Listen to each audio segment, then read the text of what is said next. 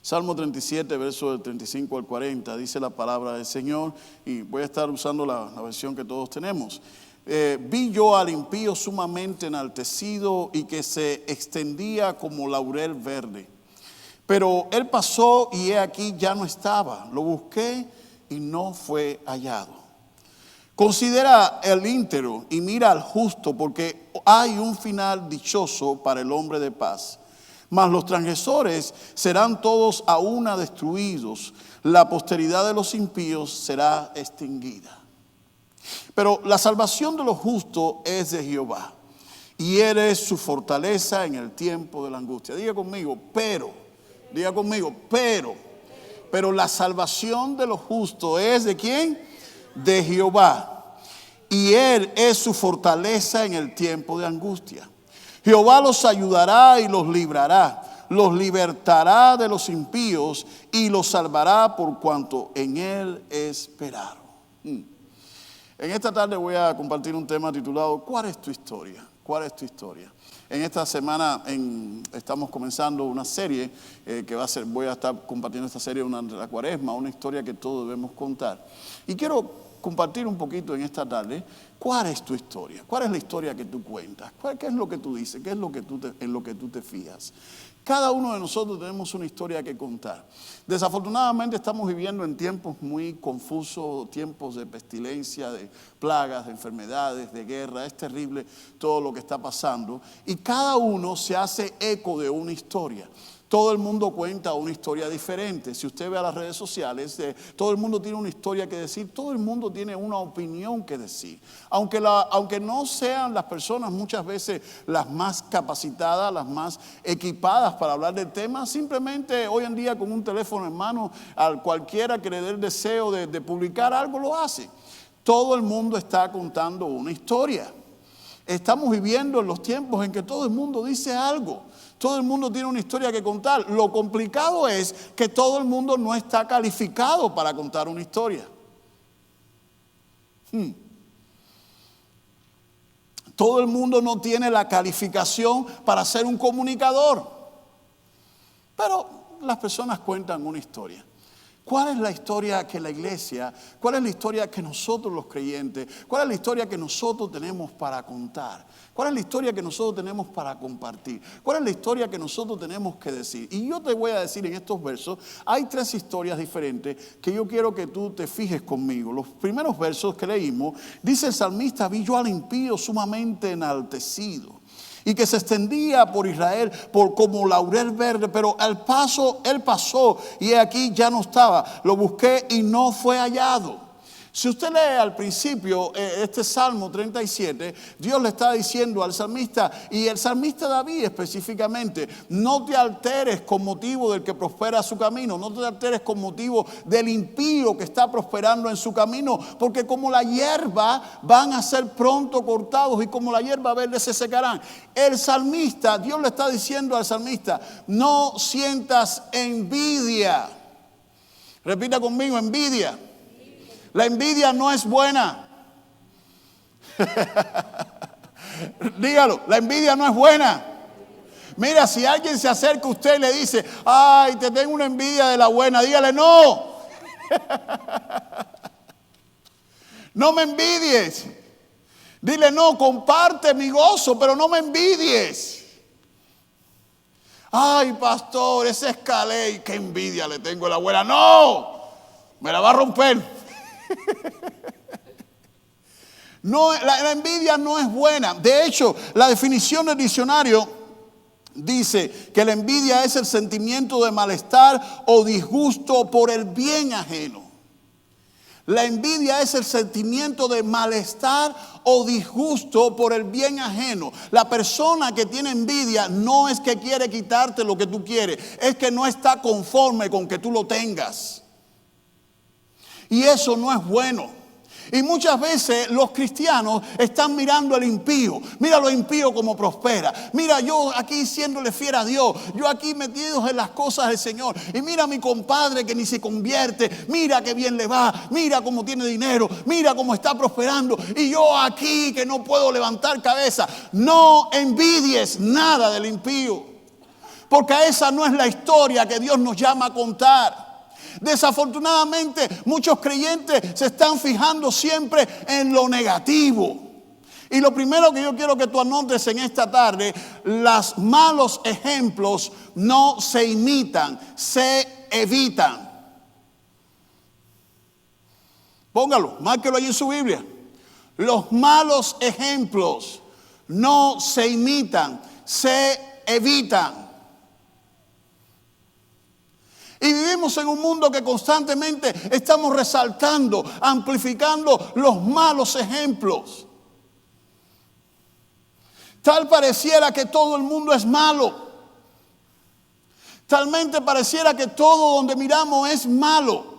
Es malo todo, siempre nos resaltamos lo malo, lo negativo. Los creyentes están contando la historia. Mira que era impío, mira que bien le va, mira mami cómo está. El salmista dice, fíjense, en el salmo dice, pero él pasó y he aquí ya no estaba. Lo busqué y no fue hallado. ¿Saben por qué? Porque todo lo que sembramos es lo que cosechamos.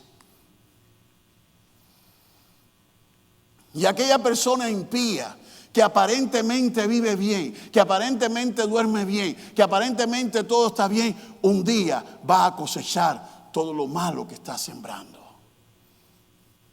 Pero mientras tanto, tú y yo, los creyentes, no somos llamados a contar esa historia. ¿Por qué siempre contamos las malas historias? ¿Saben por qué? Sí lo saben. Porque venden más. Porque a la gente le gusta más el chisme, le gusta más el chanchullo, le gusta más el brete. ¿Sí entienden esos términos, verdad? Les encanta. Los ratings de las televisoras, de los noticieros suben con las desgracias.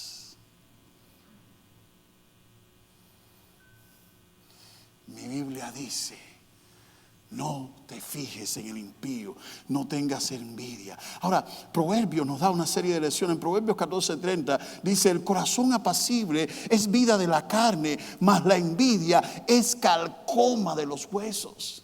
El corazón apacible es envidia, el corazón apacible es vida de la carne, mas la envidia es carcoma de los huesos. Dice también el proverbio, no tenga tu corazón envidia de los pecadores, antes persevera en el temor de Jehová todo el tiempo. Como un pastor he escuchado muchas veces a las personas decir, pastor, ¿por qué si antes yo era malo, yo era desordenado, yo hacía cosas malas, no buscaba de Dios, antes me iba mejor? ¿Por qué fulano, fulana que hacen cosas malas, por qué aparentemente le va mejor? ¿Y por qué a mí me va así? Mire que he tratado de hacer las cosas bien, pastor, mire que he tratado de portarme bien. Ya no tengo una mujer en cada esquina, ya me dedico solo a la mía. ¿Qué está pasando? Ya no robo, ya trabajo, ya me gano lo que me como con el sudor de mi frente y no veo que prospero como quisiera. ¿Qué está pasando, Dios? No entiendo. ¿Por qué pasa eso? El salmista dice, no lo sé. Pero lo que sí sé, lo que sí debemos saber, que siempre es mejor perseverar en el temor de Jehová todo el tiempo, porque ciertamente hay fin y nuestra esperanza no será cortada. Ciertamente hay un fin para todas esas cosas. Ahora, ¿cómo nosotros podemos evitar? ¿Cómo nosotros podemos evitar caer en este círculo vicioso, en esta desesperación de estar contando, fijándonos en la historia del impío? Te voy a dar tres recomendaciones. Número uno, dice el Señor al salmista, no te alteres, no te desanimes, no te desenfoques. No te desenfoques. No te desenfoques mirando la vida de la gente. No te desenfoques mirando lo que otra persona hace. No nos desenfoquemos. Mantengámonos mirando lo que Dios nos ha llamado. ¿Recuerdan la última entrevista que tuvo Jesús con Pedro? ¿Se acuerdan en Juan 21? El Señor le pregunta a Pedro, ¿me amas? Sí, sí, Señor, te amo. Apacienta mis ovejas. Pedro, sí, Señor, tú sabes, apacienta mis ovejas, apacienta mis ovejas. Parece que Pedro se había quedado un poquito avergonzado de que le preguntaran 3 veces lo mismo. Y entonces ya, cuando se están yendo todos, ahí viene Juan, el profeta, el discípulo amado, el tranquilo. Y entonces Pedro dice, Señor, ¿y este qué? ¿Y este qué? ¿Y este qué? Y el Señor le dijo, ¿y a ti qué? Ese no es tu problema. Sígueme tú. La vida del hermano no es tu problema. Sigue tú al Señor. Siempre estamos metiéndonos en la vida de los demás. No es nuestro problema. Sigamos al Señor. No nos metamos en lo que no nos incumbe o en lo que no nos interesa. Así, ¿verdad? Más fino. Estoy portándome fino. Estoy portándome fino. No nos metamos en lo que no nos incumbe. Deja que el Señor trate con él o con ella. Sigue tú al Señor. Otra cosita. Evitemos. No se desenfoque, evite la envidia y desintoxique su corazón. Desintoxique su corazón. Vivimos en tiempos donde todo el mundo quiere tener la imagen o la figura perfecta. Las personas que venden productos de desintoxicación creen que hay milagros. Y lo que cuesta bajar unas libritas, caballero, para que vengan y me digan, no, el té del doctor Mink, really. Oh, wow, ya no sé cuánto té más voy a tomar, ya no sé cuánta limpieza más voy a. Nos preocupamos, y no estoy diciendo que esté mal, no me malinterprete. El problema es que más importante que desintoxicar nuestro cuerpo es desintoxicar nuestro corazón. Si tú tomas a un chofer malo y lo pones en un carro nuevo, vas a seguir teniendo el mismo chofer malo con un vehículo nuevo. El problema no está en el carro que maneje, el problema está en la experiencia que tenga. Se lo voy a repetir, porque esto es más profundo de lo que piensa usted. No se trata del vehículo, no se trata de las cosas, se trata de nuestra experiencia. Si nuestro corazón está intoxicado y no lo limpiamos, no nos desintoxicamos, la solución no está en cambiar de carro, no está en cambiar de iglesia, no está en cambiar de mujer, no está en cambiar de marido, no está en cambiar de casa. La situación está en cambiar y desintoxicar nuestro corazón.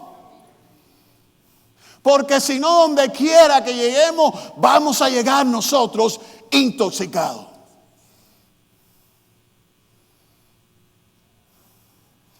¿Qué historia tenemos que contar? ¿Qué historia tenemos que contar? Número 2, hay una historia interesante que contar. El salmista dice, considera al íntegro. Por favor, considera al íntegro y mira al justo, porque hay un final dichoso para el hombre de paz. ¿Estás contando la historia de los buenos o de los malos? ¿Qué historia estás hablando? ¿De quién nosotros estamos hablando? ¿A quién estamos amplificando?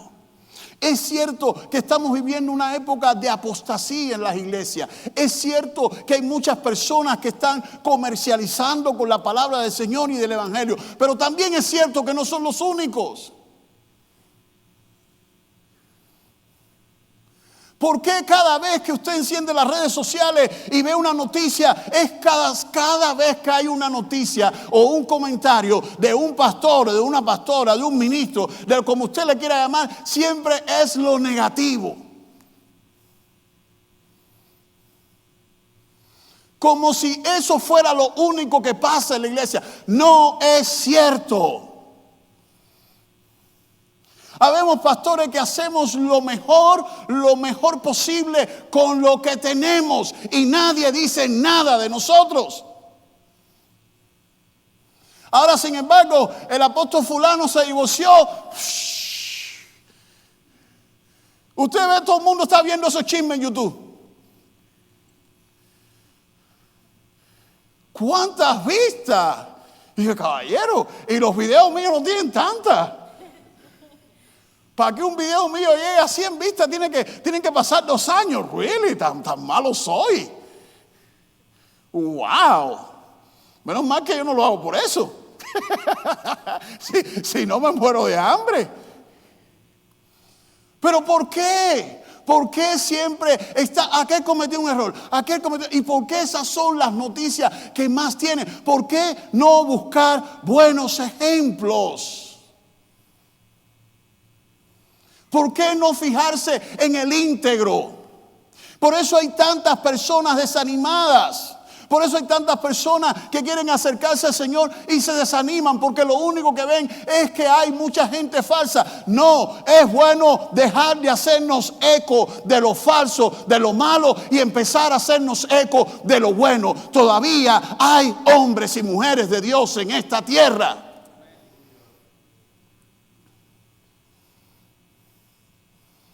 ¿Por qué siempre tenemos que hablar de lo malo? Tercera de Juan 11 dice, amado, no imites lo malo, sino lo bueno. El que hace lo bueno es de Dios, pero el que hace lo malo no ha visto a Dios. Todos dan buen testimonio de Demetrio, incluso la verdad misma. Todos dan buen testimonio de Demetrio. Un hombre que servía al Señor ahí en la iglesia del Nuevo Testamento. Todo el mundo da buen testimonio de Demetrio. Cuando Elías se desanimó, cuando Elías se desalentó, después de una gran victoria, Elías se desanimó porque pensó que estaba solo. Y estando en el monte, cuando se encuentra con Dios, Dios le dice a Elías, yo me he reservado 7,000 hombres que no han doblado sus rodillas delante de Baal. Porque yo tengo mis siervos. Satanás tiene los suyos, pero yo tengo los míos. Hermano, habemos siervos y siervas que queremos hacer las cosas como Dios manda. Por favor, apóyennos, oren por nosotros, levántenos las manos en oración. No somos perfectos, estamos haciendo lo mejor que podemos con lo que tenemos, pero dejemos de amplificar solamente las malas noticias. Y comencemos a resaltar lo bueno. Es muy importante. Hay 3 cositas, 3 recomendaciones que te voy a dar para que puedas encontrar al íntegro. Asegúrese de que sean gente de fe, que hagan y que actúen por la voluntad de Dios. Asegúrese de encontrar personas de fe. Asegúrese de que tengan una historia que compartir. Asegúrese que tengan una historia que compartir. Haciendo un paréntesis, este sábado que viene a las 9 vamos a tener un retiro de hombres. Y hay 3 hombres que tienen una historia que compartir. No se lo pierda, y no es el pastor. Tenemos 3 hombres entre nosotros que han pasado las verdes y las maduras y han podido ver la mano del Señor. Hay hombres y mujeres de Dios entre nosotros que tienen una historia que compartir de cómo han visto a Dios. Pero eso no nos llama la atención. Cuidado con eso. Evita, por favor, evite las personas tóxicas. Evite las personas tóxicas. Siempre hablo de eso, sobre todo después que cumplí mis 50. Porque ¿saben qué? Ya no tengo tiempo. Ya tengo 50 años menos por vivir. No tengo tiempo, no tengo ya la paciencia de antes para estar rodeado de personas tóxicas que siempre se quejan, siempre se lamentan, siempre son las víctimas, siempre te dejan una cizaña, siempre te dejan un veneno. Y cuando tú terminas de hablar con esas personas te quedas...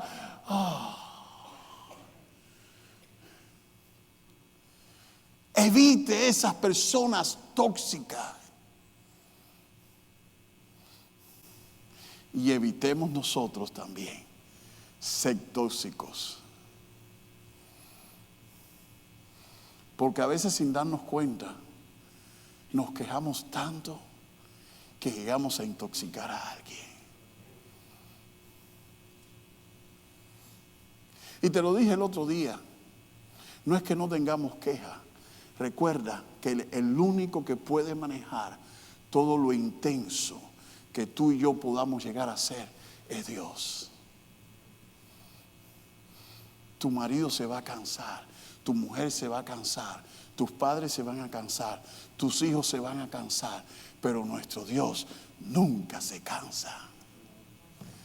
Por eso el salmista dice: echa sobre Jehová tu carga y Él te sustentará, porque no dejará para siempre caído al justo. Hermano, recuerde que en la época del diluvio Dios encontró a un Noé que le agradaba. No olvide eso. Recuerde que en la época de hambruna y de crisis Dios encontró a un José que pudo administrar. Recuerde que en la época en que Sodoma y Gomorra Dios encontró a un Abraham intercediendo. Todavía Dios no acaba su obra. Todavía hay hombres y mujeres de Dios en esta tierra. No nos dejemos intoxicar solamente con lo malo. Y por último, en el Salmo 37 termina diciendo David: pero la salvación de los justos, pero, Señor, estoy viendo al impío, he visto al impío trabajar, he visto esto, he visto cómo perece, he visto cómo caen todos, he visto de todo, pero una sola palabra lo cambia todo. Pero la salvación de los justos no está en las manos de los impíos, está en las manos de Jehová, y Él es su fortaleza en el tiempo de angustia. Cómo me encanta meditar y reflexionar que sin importar el caos que podamos estar viviendo en nuestro mundo, sin importar el caos que yo pueda estar viviendo en mi vida o la crisis que yo pueda estar viviendo personalmente, mi salvación siempre está en las manos de mi Dios. Y hermano, usted y yo vamos a tener situaciones que vamos a creer que se nos va a unir el cielo con la tierra. Y nos vamos a preguntar: ¿y ahora cómo salgo de esto? Tú y yo no tenemos que tener toda la respuesta, y a veces no vamos a tener ni idea de cómo salir. Pero la salvación nuestra, la salvación de esa situación, viene de nuestro Dios. Por favor, extienda su mano como Pedro y no renuncie a sostener la mano de Dios. Y por eso tenemos una historia que contar. Si yo te cuento historia de mi familia o de mi niñez, a lo mejor vas a estar decepcionado en muchos aspectos, pero siempre Dios ha hecho algo en mí que ha bendecido mi vida. Esa es la historia que tenemos que contar. Todo el mundo, me recuerdo hace 2016 fue que me gradué, 2015 que terminé el seminario, todos éramos pastores, teníamos una clase de psicología. Por alguna razón, ese profesor de psicología nos pregunta: quiero que me cuenten cómo ha sido su niñez, su adolescencia. Sabemos que nunca nadie se ocupa de los pastores, y yo quiero que ustedes aquí compartan cómo ha sido, que no sé qué. Por alguna razón yo le hacía rechazo a esa pregunta, hasta que tuve la oportunidad de compartir. Y cuando me puse a ver, ¿verdad que la vida mía sin Dios hubiese sido un desastre? Un desastre. Todo lo que, incluso naciendo en la iglesia, estar en hospitales cuidando enfermos desde los 12 años. Todo. Estar en una escuela estudiando con 17 años, que me llamaron y me dijeron: ¿tu papá murió? Y tu papá murió con 47 años. Todo lo que ha pasado en mi vida, que nunca yo me he puesto a pensar en eso. Pero ¿saben qué? que yo no puedo disfrutar del gozo que solo Dios puede dar por contar mi historia. Pero siempre en medio de todo eso tengo la historia de lo que Dios hizo. Junto con todas esas malas noticias, tengo la historia de cómo la mano de Dios me sacó. Junto con cada historia negativa en tu vida, no se le ocurra decir negra. No se le ocurra decir negra, no. Con cada momento oscuro de su vida, el más difícil, el más complicado, si en ese momento usted mira a Dios, usted va a ser sostenido por Dios y usted va a decir: tengo una historia que contar. De aquí Dios me libró. Y la razón por la que le digo esto, mi querido hermano, es porque es tan depresivo, tan depresivo, tan desalentador mirar las noticias. Recuerdo hace un mes estaba yo mirando las noticias y salió la Omicron. Y yo dije: no puede ser. Otra vez no. Ay, Señor, con costo hemos sobrevivido a un encierre. No puede ser. Pero después que todo esto pase, porque esto también va a pasar, podemos decir: hasta aquí me ha ayudado Jehová. Ahora, la pregunta que yo tengo para ti en esta preciosa tarde: ¿cuál es la historia que tú estás contando? ¿Cuál es la historia que tú le cuentas a tus hijos? ¿Cuál es la historia que le cuentas a tus amigos? ¿Cuál es la historia que todos tenemos que contar? Hermano, en medio de tantos problemas y de tantas calamidades, tenemos una historia buena que contar. Y es que Jehová Dios estuvo con nosotros. Vamos a terminar diciendo todos juntos el Salmo 91, verso del 7 al 10. Salmo 91, verso del 7 al 10. Quiero que lo busque en su Biblia. Quiero que lo busque en su Biblia, del formato que usted lo tenga. Quiero que lo marque, quiero que lo tenga en su Biblia. Y quiero que se lo repita para usted. Salmo 91, versos del 7 al 10. Dígame amén si lo tiene. Amén. Caerán a tu lado 1000 y 10,000 a tu diestra, mas a ti no llegará. Ciertamente con tus ojos mirarás y verás la recompensa de los impíos, porque has puesto a Jehová, que es mi esperanza, al Altísimo por tu habitación. No te sobrevendrá mal, ni plaga tocará tu morada. Ahora, yo quiero que usted lo haga personal. Quiero que donde dice caerán a tu lado, diga caerán a mi lado. Dígaselo usted, para usted, vamos, predíquese usted mismo en esta tarde. No con la palabra de Roldán, con la palabra de Dios, predíquese usted mismo, dígalo conmigo. Caerán a mi lado 1000 y 10,000 a mi diestra, mas a mí no llegará. Ciertamente con mis ojos miraré y veré la recompensa de los impíos, porque he puesto a Jehová, que es mi esperanza, al Altísimo por mi habitación. No me sobrevendrá mal, ni plaga tocará mi morada. Esa es promesa para usted. Yo quiero que en esta tarde usted tome esa promesa y se haga dueño de ella. Y cuando usted esté pasando por el valle de sombra y de muerte, yo quiero que usted recuerde esa promesa. Y usted va a ver la mano de Dios. Y usted va a decir: tengo una historia que contar. Sí, pasé la pandemia, la sobreviví. Tengo una historia que contar. Sí, viví en un país difícil. Tuve que emigrar.